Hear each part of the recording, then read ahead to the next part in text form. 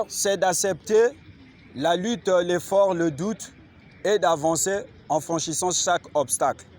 Vous l'aurez compris, mesdames et messieurs, malgré les obstacles, nous disposons du temps pour faire du bien aux téléspectateurs qui nous suivent de partout. Entre l'esclave et le maître, aucun compromis n'est possible. Toujours dans notre complicité, je suis avec Nélicia et Mekoro, la mère des anges. Bonjour Nélicia. Bonjour l'homme du micro. Merci. Mesdames et messieurs, aujourd'hui, nous avons reçu un jeune leader qui pense que le changement appartient au domaine du possible. C'est un jeune qui a une potentialité en lui. Comme on dit, l'homme de double honneur mérite la présentation. Exaucé Elvin Ngaba Silou, dit Elvez, est un chef d'entreprise et éditeur de littérature générale de nationalité française d'origine congolaise. Né le 9 février d'une certaine année à Brazzaville, en République du Congo, sa société Groupe Renaissance Africaine Holding a délivré depuis 2016 plus d'une centaine de publications dans divers genres littéraires. Romans, poésie, nouvelles, théâtre, récits et essais.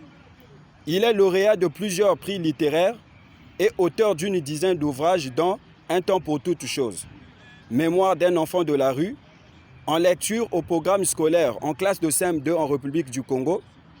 Altruiste et philanthrope, il a créé en septembre 2020 une fondation Elvez Ngaba pour l'enfance et l'éducation, sous laquelle il a distribué quelques kits scolaires aux enfants en situation de précarité. Il est initiateur du prix littéraire Pierre Thiémou et président du Festival international du livre Carrefour des mots. Modeste et taciturne, écrivain-éditeur Elvez Ngaba est père de famille vivant à Paris où il dirige sa société. Véritable globe-trotteur, il s'improvise en touriste à ses heures perdues. Mesdames et messieurs, très respectueusement, j'invite M. Ngaba à nous rejoindre.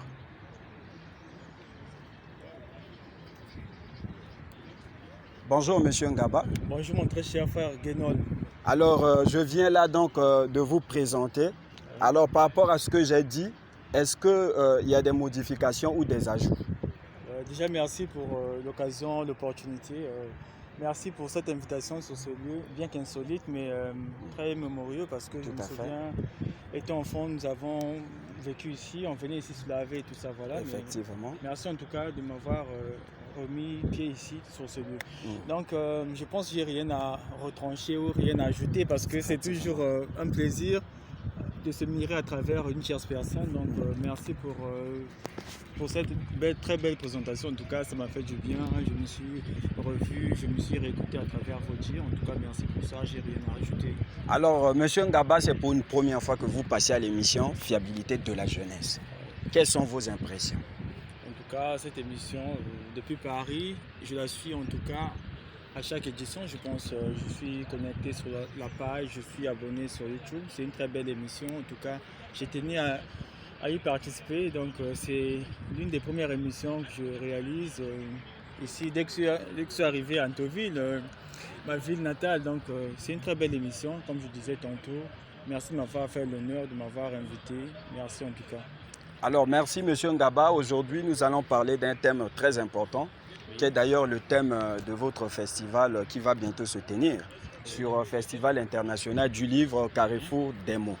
Alors, M. Ngaba, pourquoi avez-vous choisi ce thème? On a choisi naturellement Carrefour des mots parce que nous sommes sans ignorer que Brazzaville, c'est le carrefour de beaucoup de conférences, beaucoup de symposiums. Par là, j'ignore l'année, mais je me souviens qu'il fut un moment où nous avons eu la première édition d'un salon des écrivains nègres. À l'époque, peut-être je n'étais pas né, mais donc... et notre pays, c'est parmi l'un des pays africains où on a eu beaucoup d'écrivains très intègres et puis voilà, honorés. Pour moi, je me suis dit, c'est par reconnaissance qu'on peut se souvenir de cela. C'est par reconnaissance qu'on peut attribuer cette classe à Brazzaville. Donc je me dis, Brazzaville, c'est la capitale des lettres et des mots. D'où le thème de cette première édition du festival éponyme Carrefour des mots. Est-ce la première édition de ce festival? Si oui, comptez-vous organiser une deuxième? Tout à fait, c'est la première édition de ce festival. C'est une édition itinérante puisque la première édition se tiendra à Brazzaville et puis la deuxième édition se tiendra à Paris, la troisième édition peut-être au Ghana ou partout. En tout cas, c'est un festival itinérant. On ne peut pas s'arrêter là puisque nous sommes en train de commencer. C'est une très belle initiative, donc nous sommes sans ignorer que nous aurons bien d'autres éditions à l'avenir. La maison d'édition existe déjà depuis combien d'années? La maison d'édition Renaissance africaine existe depuis juillet 2016, donc aujourd'hui on peut décompter, on peut s'accorder à dire que l'édition existe depuis 5 ans. Monsieur Ngaba, vous avez créé le prix Pierre Thiémou. Alors qu'est-ce qui vous a motivé réellement à le faire? Pourquoi ne pas créer le prix Théophile Obenga ou Alain Mabakou? Merci pour cette question. En tout cas, partout sur Facebook, je me souviens, beaucoup d'internautes essaient leur curiosité, me posent cette question. Allez-y. Pourquoi pas le prix Pierre Thiémou aussi? Parce que vous dites pourquoi Pierre Thiémou, pourquoi pas Alain Mabakou, pourquoi pas Théophile Obenga? Et je retorque la question, pourquoi pas Pierre Thiémou? Moi, je pense que Pierre Thiémou, c'est l'un des vieux aujourd'hui qui mouille son maillot pour la nouvelle génération. Effectivement. Je n'ai pas, sauf erreur de ma part à ce jour, je n'ai jamais vu un jeune préfacé par Alain Mabakou. Je n'ai jamais vu un jeune préfacé par Théophile Obenga. Donc, ces personnes se mettent sur un piédestal. Du coup, ils ne veulent pas soutenir la jeune génération, mais ils ne veulent pas trouver du temps pour les jeunes. Mais Pierre Thiémou actuel, c'est le seul qui peut, en tout cas, aider les jeunes à aller de l'avant. Donc, c'est par reconnaissance et puis par rapport à sa personnalité qui reflète, je me suis dit il était encore rendre hommage, même si la République ne le fait pas de façon solennelle. Je me suis dit par reconnaissance, on doit rendre hommage à Pierre Thiémou, d'où le prix Pierre Thiémou. Merci. Et demain, pourquoi pas aussi le prix Guénol, le prix Elvez, ça viendra. Mais je serai très heureux. Mais ça arrivera. En tout cas, moi, je m'inscris dans une dynamique de revalorisation, de reconnaissance, tout ça. Et je suis sûr qu'un jour, il y aura des prix qui porteront nos noms, que ce soit pendant que nous sommes vivants, que ce soit à titre posthume, en tout cas, on ne sait pas. Comme disait Hegel, tout ce qui est réel est rationnel et tout ce qui est rationnel est réel. En vous voyant, vous êtes jeune. Est-ce que votre maison d'édition œuvre aussi dans la promotion des jeunes écrivains talentueux? Ouais. En fait, c'est même l'esprit qui m'a poussé à créer Renaissance africaine, parce que c'est une maison d'édition aujourd'hui qui œuvre pour la revalorisation, pour la promotion des jeunes. En grande partie, nous avons que des jeunes, en grande partie bien sûr, édités aux éditions Renaissance africaine. Donc c'est un tremplin, je pense, pour les jeunes auteurs. Quels jeunes avez-vous édité ou que vous pensez éditer ici dans notre pays? Mais penser éditer un jeune, c'est la maison. En fait, ce sont les jeunes qui arrivent à l'édition. C'est comme l'hôpital, c'est les patients qui arrivent. Aujourd'hui, je suis médecin, je ne peux pas deviner que demain, il y aura tel patient qui peut arriver me voir. Mais sinon, on parlera plutôt des auteurs déjà édités. Moi-même, par exemple, je suis jeune, édité par Renaissance africaine aussi. Et puis, à côté, nous avons ceux de la diaspora. Nous avons des jeunes comme Guédor, Fortuné Poabou. Nous avons des jeunes comme Christelle Mwanda, et puis etc. En fait, excusez-moi d'avoir oublié, la liste n'est pas exhaustive, mais je pense que nous avons eu à éditer beaucoup de jeunes aussi aux éditions de Renaissance africaine. Lors de cette première édition, aurons-nous la participation des écrivains ou des jeunes qui aspirent à devenir écrivain, ou bien c'est une édition qui est spécifiquement prévue des personnes vivant déjà dans le monde de l'écriture? Oui, le festival Carrefour des mots, c'est une visibilité pour des auteurs déjà qui possèdent déjà des ouvrages déjà édités. C'est pas pour les jeunes auteurs en herbe en fait. Moi j'appelle auteur cette personne qui a déjà par devers soit un ouvrage édité. Donc je pense que ce festival, c'est pour assurer leur visibilité. Parce qu'aujourd'hui, on peut publier un livre, mais souvent à cela, il manque la promotion. Donc si aujourd'hui, le festival peut être comme une vitrine pour ces jeunes-là, je pense que ça serait le même pour ces jeunes. Donc le festival, je retorque, c'est pour les auteurs déjà connus dans les meilleurs de l'édition, en fait, qui ont déjà publié par là. Alors, Monsieur Ngaba, oui. Depuis 5 ans, les écrivains congolais tiennent des séances de dédicaces. Ils participent aux différents salons du livre à travers le monde. Ils obtiennent des prix prestigieux. Est-ce que dans tout ça, vous constatez quand même l'accompagnement du ministère de la Culture et des Arts? Sans y réfléchir, je dirais déjà non. En tout cas, pourquoi créer Renaissance? Je reviens par là. C'est parce que les auteurs sont abandonnés à eux-mêmes. Nous avons un impotent, je dirais, ministère de la Culture qui n'assume pas, qui ne joue pas son rôle. Donc aujourd'hui, à l'époque, quand on voyageait pour le salon du livre, c'était à nos charges, les billets, la logistique là-bas, la nutrition, voilà. Le ministère de la Culture n'est pas dans ce cadre. Donc voilà pourquoi on veut se fédérer et mutualiser nos efforts pour créer des initiatives un peu parallèles au ministère de la Culture, pour essayer un peu de revaloriser cet esprit créatrice, mais sinon se buter face au ministère de la Culture ou bien se plier à eux, aller frapper à leur porte, je pense que c'est une perte de temps. Donc, parce que déjà qu'ils sont là, ils font rien, même en temps d'abondance. Aujourd'hui on parle de sécheresse, de crise, mais quand tout allait mieux, on ne voyait même pas le ministère de la Culture faire quelque chose. Donc aujourd'hui, sans réfléchir, je crois à votre question que le ministère ne fait rien pour ses artistes ou pour ses fils écrivains. Par contre, le ministère est très actif aujourd'hui. Si Elvès tombe malade, le ministère ferait la sourde oreille, mais le jour qu'Elvès va décéder, en tout cas le ministère peut venir avec des couronnes d'une valeur de 5 millions pour honorer ce jeune fils.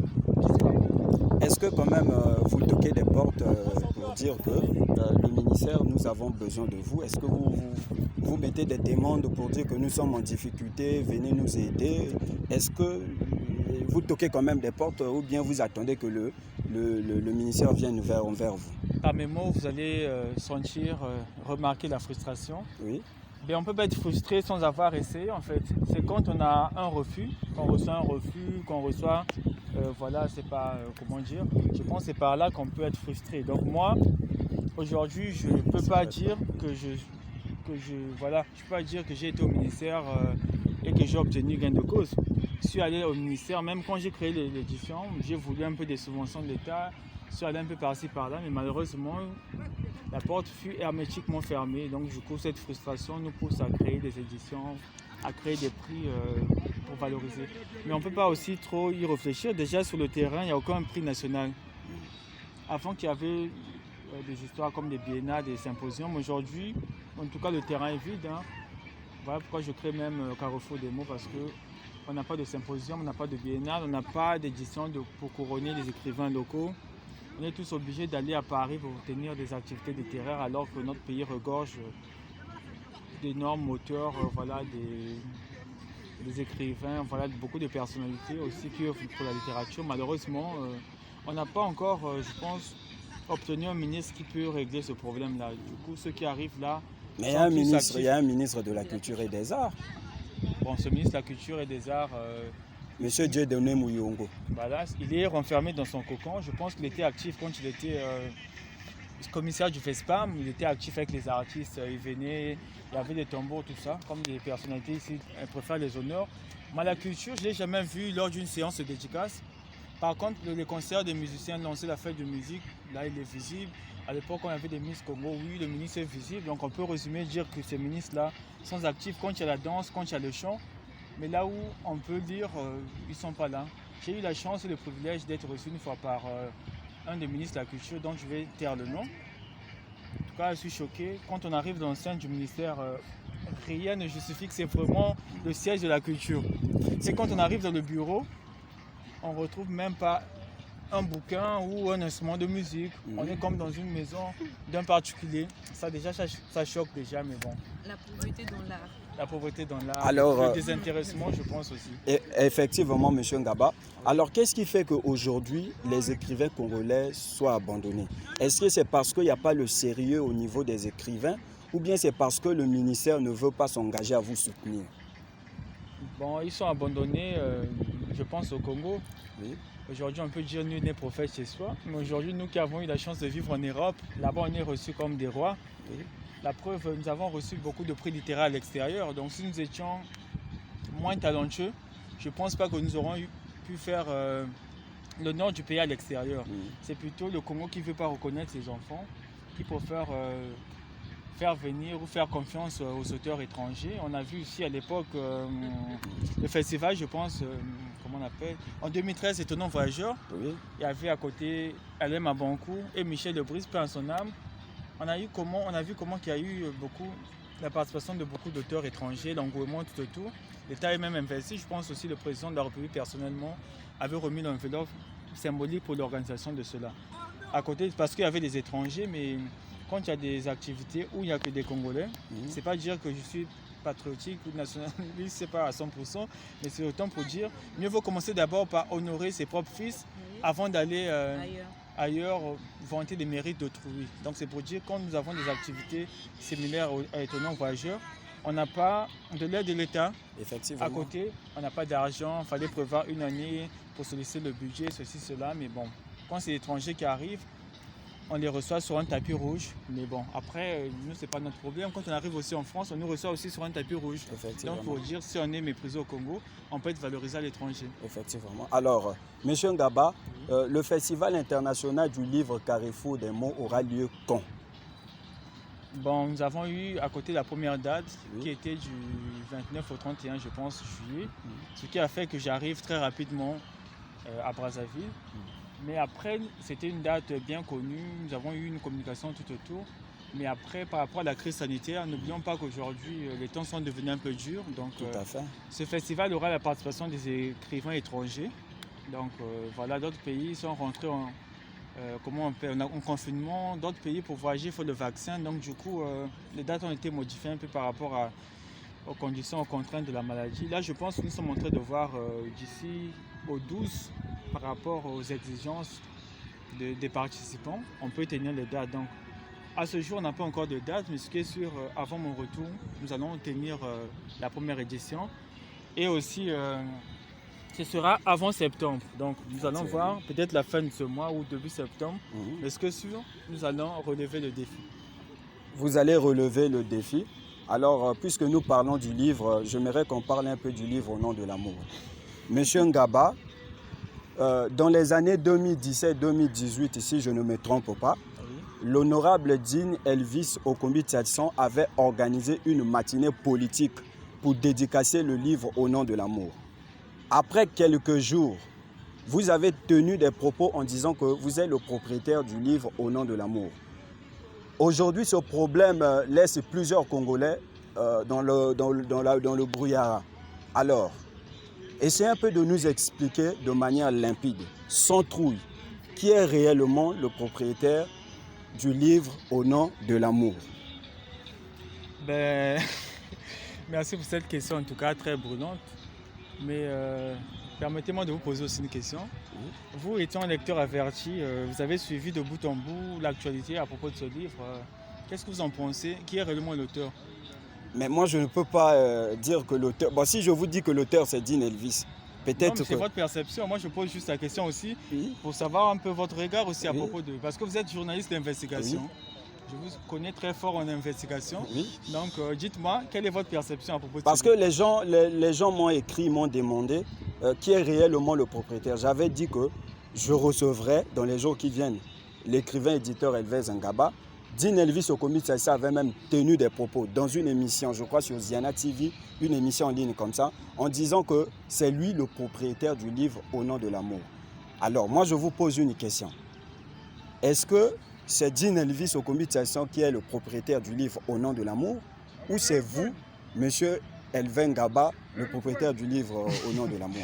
Sur cette question, je pense qu'on a eu à faire la paix des braves, donc savoir sans vaincu ou c'est pas ou gagnant. Mais le livre Au nom de l'amour, oui, cette affaire a fait couler beaucoup d'encre. Voilà, mais ça c'était hier, à l'époque où j'avais des conflits, j'étais en désaccord avec mon frère Dean Elvis, que je salue en passant. Mais après, aujourd'hui, on peut porter un vêtement avec son nom sur la couverture, c'est pas l'étiquette, mais c'est pas nous l'artisan. Aujourd'hui, je peux aller voir un couturier, je passe la commande pour dire moi c'est monsieur Elvis, faites-moi par exemple une chemise avec l'insigne d'Elvis, mais c'est pas moi le fabricant. Donc sur ça déjà, je sais pas si vous pouvez comprendre quelque chose. Elvis avait des livres qui portaient son nom sur la couverture, mais dans les méandres de fabrication de livres, en tout cas, il n'était pas là. Il n'était pas là. Donc, après, s'il y a eu bruit, moi aujourd'hui étant éditeur, s'il y a eu bruit sur cette affaire, ça veut dire bien j'ai eu à jouer un rôle prédominant dans l'élaboration de ce livre. Donc si je comprends bien, je ne sais pas si Emekoro a compris, si je comprends bien, l'honorable Dean Elvis Tchatson Okombi n'est pas le propriétaire, ce n'est pas lui qui a écrit le livre Au nom de l'amour. Ça, c'est votre compréhension à vous. Oui. Non, vous n'êtes pas clair, franchement. Essayez de nous expliquer de manière limpide, M. Ngaba, parce que y a des gens qui sont en train de vous suivre. Ils aimeraient quand même savoir, parce que je vois partout dans les réseaux sociaux, les gens disent, ce débat-là, c'est un débat aujourd'hui qui est même à la une, si je peux dire. Alors, vous-même, vous êtes là à Brazzaville, nous aimerions savoir, le livre Au nom de l'amour, qui a écrit ce livre? Pour moi, Geneviève, c'est un frère, on ne peut pas revenir non, mais là. Soyez clair, M. Ngaba. Tenez des propos clairs, soyez clairs. Le livre Au nom de l'amour, qui a écrit, est-ce que c'est l'honorable Dean Elvis Okombi Salsa, j'avais suivi l'émission, ouais. Il avait dit que c'est lui qui a écrit ce livre. Ah, il avait dit. Hein. Mais je peux vous montrer même votre droit de réponse que autrefois vous avez fait concernant ce projet. J'en ai dans mon téléphone. Vous avez tenu des propos en disant que voilà, tout ce qu'il a dit, c'était du mensonge. Et c'est un peu de confirmer aux téléspectateurs, aux gens qui sont en train de nous suivre. Elvis, l'honorable, dit que c'est lui qui a écrit ce livre. Alors, selon vous, est-ce que réellement c'est vrai? C'est lui le propriétaire du livre ou bien c'est vous? Sans trouille, M. Ngaba. Non, je n'ai pas de trouille. Moi, je suis un homme franc. Oui. Pour moi, je vais répondre de façon rationnelle. Pour moi, Au nom de l'amour, il faut considérer ce livre comme une maison. Aujourd'hui, Dean Elvis a les clés de cette maison-là, oui. Mais ce n'est pas lui l'architecte, ce n'est pas lui le propriétaire terrien. Aujourd'hui, on peut vous dire que cette maison est bâtie sur un terrain qui n'est pas le vôtre. Oui. Cassez votre maison, emportez votre maison. Donc le socle de ce livre-là, c'est Elvis. Donc c'est comme une maison, le socle, c'est bien moi. Oui. Il avait un moment les clés, puisqu'il était locataire de cette villa-là, de cet appartement, je ne sais comment dire, de cette maison, bref. Mais le fond, le socle, ce n'était pas Dean Elvis, c'était M. Elvis. Vous avez vu le pain étalé, tout vendu, mais le boulanger, celui qui a mouillé le maillot, en tout cas pour que ce pain soit bien présenté, c'était bien moi, M. Elvis. Je l'ai dit hier, et aujourd'hui à Brazzaville, je l'assume. Alors, chers c'est un débat aujourd'hui qui n'est plus d'actualité, mais voilà. Chers téléspectateurs, je suis un journaliste révolutionnaire. Donc, par rapport aux propos de M. Ngaba, on a tous compris que l'honorable Dean Elvis Ichalson Okombi n'est pas le propriétaire du livre Au nom de l'amour. Alors, M. Ngaba, quand je suivais votre droit de réponse, vous avez parlé même d'une somme d'argent que l'honorable n'avait pas donnée. Il avait tenu des propos en disant qu'il vous avait remis de l'argent pour éditer ou comment, je ne sais pas. Essayez un peu de nous expliquer sur cette somme d'argent. C'était quoi? Pourquoi il voulait vous donner cet argent? Est-ce que c'était parce que vous lui avez écrit le livre ou comment, on ne sait pas. Essayez un peu de nous expliquer. Je pense que cette affaire, comme je dis aujourd'hui, n'est plus d'actualité. Donc ce n'est pas de l'argent que j'ai demandé pour régler mes besoins personnels. Parce que modeste que je suis, je vis bien ma vie en France quand même. Même ici au Congo, je m'en sors bien. Parce que depuis que je suis ici, je suis à charge d'aucune autorité. Je fais ce que je fais, j'organise mes activités. Donc, contrairement à ce qu'il a dit sur les réseaux, c'était comme du chantage. C'est pas pour acquitter les fonds, quoi que ce soit, mais je suis éditeur aujourd'hui. J'ai aucun souci avec des auteurs à propos d'argent. Renaissance, c'est une personnalité morale, c'est pas une personne physique que je suis. Donc, il doit rectifier ses propos. Il n'a jamais donné l'argent à M. Elvis pour faire quoi que ce soit. Mais il avait promis à M. Elvis de régler les honoraires pour avoir exécuté un travail intellectuel qui a résulté autour du livre Au nom de l'amour. Oui. En faisant la paix, est-ce qu'il a quand même accompagné la paix là? Pour moi, on a fait la paix parce qu'il fallait bien que cette affaire puisse aussi être rangée dans les tiroirs, mais on n'a pas fait la paix pour après en parler après. Je pense que s'il y avait de l'argent en ce moment qu'il avait donné, il aurait dû bondir à ça pour dire voilà, ce jeune homme avait besoin d'argent. Après qu'on a fait la paix, voilà la j'ai donné. Moi j'ai dit aujourd'hui à Dean Elvis, nous sommes des frères, nous sommes des Congolais, tout à la base. Donc on ne peut pas rester là à parler à propos de cette affaire du livre. Pour moi je me suis dit, bon, laissons cette affaire, ça profite à personne, restons en harmonie et puis voilà, je compatis avec ce frère. Malheureusement qu'il n'est plus auteur parce qu'il n'a plus de livre. Vous avez retiré le livre? Bah oui, le livre avait été retiré à un moment où ce livre n'existe plus. Parce que ça m'a échappé. Il avait écrit un livre, je ne sais pas, guide par le monde, tout. Je sais pas. Pour moi c'est ça, mais sinon sur la littérature, l'amour c'est mes seuls. Pour leur faire sortir. Ben, à l'époque on pouvait réfléchir, mûrir de réflexion pour savoir comment on peut se tenir nos jeunes auteurs. Mais après je vais rectifier un peu parce qu'aujourd'hui je peux avoir 40 ans ou 60 ans. Je suis par exemple vieux par rapport à l'âge, mais dans l'écriture, je suis peut-être jeune. Donc à l'époque, quand on parlait des jeunes auteurs, on voyait carrément des jeunes aussi par rapport à l'âge. Mais aujourd'hui, un vieux de 60 ans peut être auteur d'un nouveau, par exemple, qui date de 2 mois, on peut dire qu'il est jeune auteur. Pour moi, ce n'est pas l'âge que je vois, mais c'est cette catégorie-là de ceux qui arrivent comme étant novices en écriture. Donc quand je dis jeune auteur, pour moi, tout âge confondu, l'édition est pour ces jeunes-là éditer aujourd'hui parce qu'un jeune auteur, pour se faire connaître, doit d'abord avoir un ouvrage. Et pour avoir un ouvrage, il faut avoir un éditeur. Je pense qu'aujourd'hui, Renaissance africaine, c'est l'éditeur par défaut ou l'éditeur favori des jeunes auteurs. Merci, Monsieur Ngaba. Alors, nous sommes arrivés à la fin de notre émission. C'est un temps de vous recevoir à l'émission Fiabilité de la jeunesse. Tout à fait. Vous êtes venu pour le festival qui va bientôt se tenir. Alors, votre dernier mot par rapport au festival